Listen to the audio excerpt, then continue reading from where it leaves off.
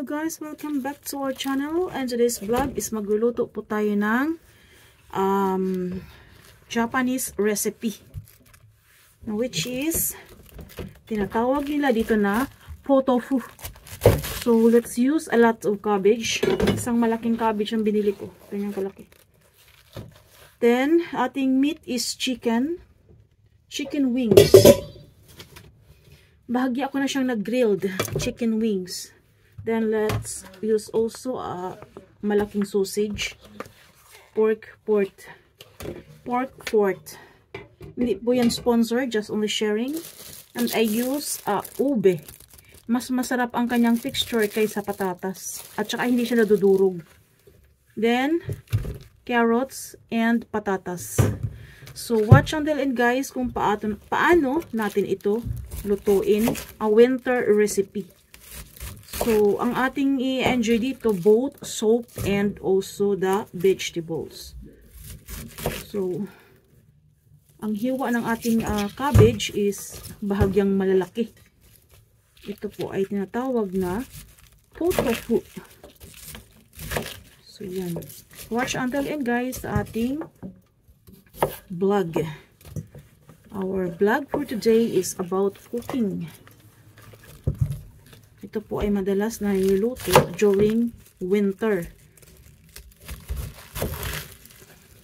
Maraming salamat guys sa lahat na nandyan lagi sa ating channel. Hindi tayo iniiwan.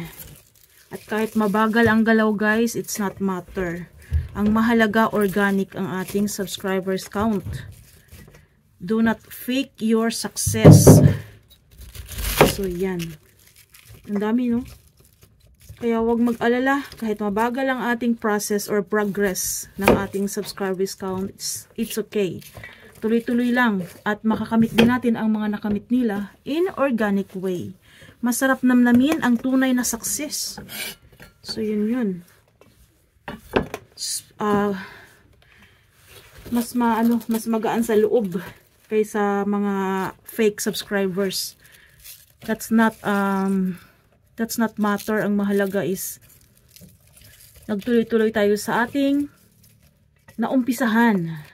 Ito po ay lifetime engagement dito sa YouTube.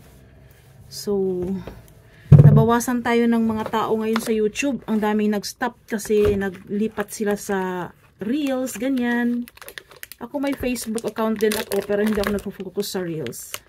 Hindi ko pa masyadong maintindihan ang system. Napakadaming mga requirements sa Reels. Hindi ko maano. Kaya ako nag-focus sa YouTube. Mas nag-i-enjoy ako sa YouTube. Walang pressure ang YouTube. Ayan ang ating sausage. Sa original ay sa origin ng luto na ito, na origin country ng recipe na ito ay origin kasi hindi ito ang recipe na ito ay hindi Japan ang origin.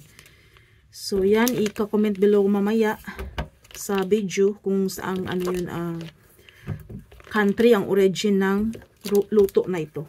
So ginaya lang ito ng Japanese na which is na-change ang kanyang pangalan na po-tofu. So yun. Ang kanilang ginagamit ay hindi manok kundi beef.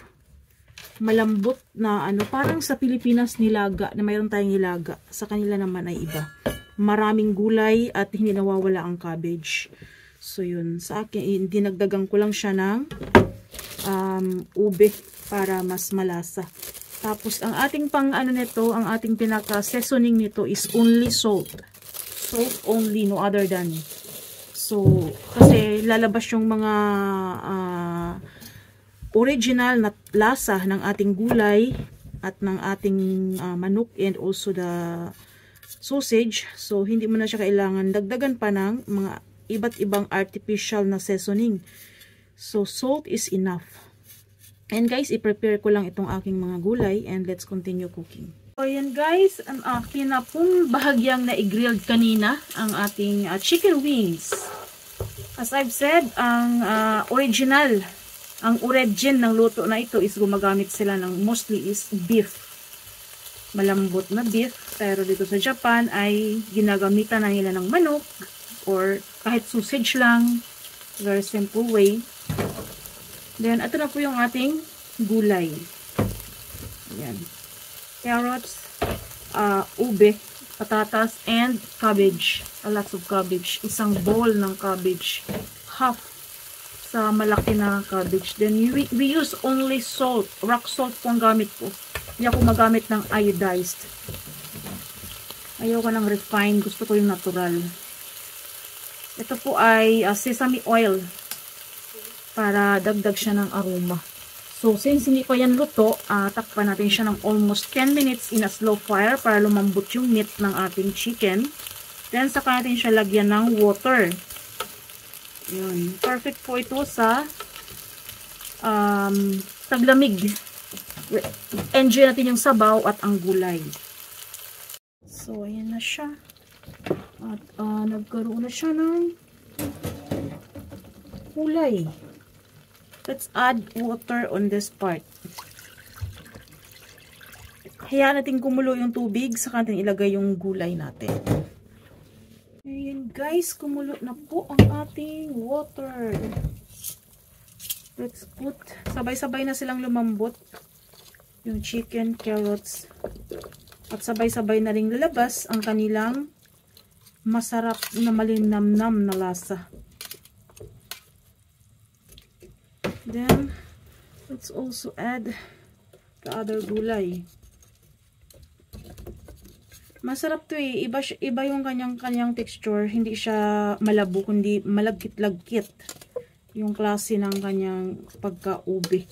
Uri din siya ng yam. Pero, iba yung texture niya sa ube na ating nasanayan. Hindi siya basta-basta nadudurog. Kaya masarap siya ilagay sa mga sabaw. Like nilaga, sinigang, ganyan. Tapos, let's add the sausage. Pakuluin natin to almost 10 minutes hanggat sa lumambot yung mga gulay.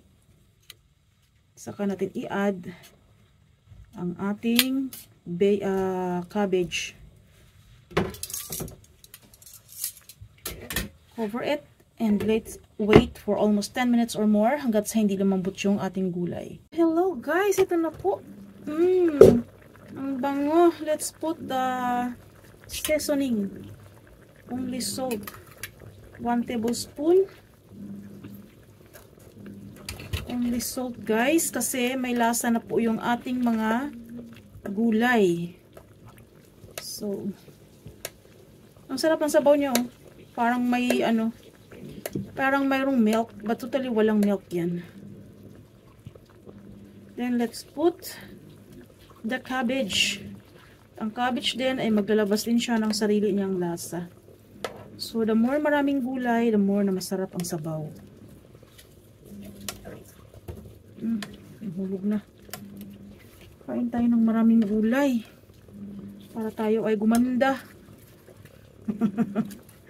Gumanda talaga. So, ito na siya guys. Ito ay finished product na. And it's ready to eat.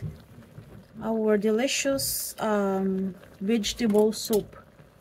So, yan. Malambot ng ating cabbage. Pinakamarami ang cabbage eh. Masarap yan.